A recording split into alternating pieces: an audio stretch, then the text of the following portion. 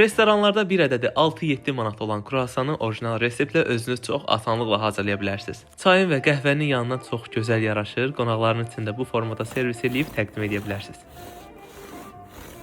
Mən etdiyim səhvi sizlərə qeyd edəcəm ki, həmin səhvi siz etməyin. Bütün ərzaqlar soyuq olmalıdır. 390 qram soyuq su, 10-12 qram ani maya, 125 qram kərəyağı, 12 qram duz, 105 qram şəkər tozu və 60 ml soyuq süd. Xəmiri yoğurun və 1 saat buzluqda dincəlməyə buraxın. Mənim səhvim burada bulku mayasından istifadə etmək oldu. Burada diqqətli olun. Xəmir mayalanana qədər gedək Al Marketə. Al Marketə çox gözəl loteriya başladılıb. Loteriyanın şərtləri ilə Al Marketin rəsmi səhifəsinə daxil olub tanış ola bilərsiniz. Elə kruasan üçün lazım olan ərzaqları da aldım. Digər endirimdə olan məhsulları da sizlərə göstərmək istədim. Mağazada çox gözəl endirimlər var. Həmçinin 10 manat bir şans deməkdir. Bunu loteriyanın şərtləri ilə tanış olsaq daha yaxından biləcəksiniz. Gəldik kruasana. Burada texnika çox fərqlidir. Ona görə diqqətlə qulaq asın. 150 qram kərə yağına bu formanı verib buzluğa atın. Buzluqdan çıxaran xəmiri bu formada başlayın açmağa. Hər şeyi videoda göründüyü kimi etməlisiniz. Daha sonra qat-qat xəmiri hazırlamaq üçün bu formanı verin, qatlayın və yenidən bu gedir yarım saatlıq buzluğa. Bu proses düz 3 dəfə təkrarlanmalıdır. Hər dəfə çıxardırsınız və bu formada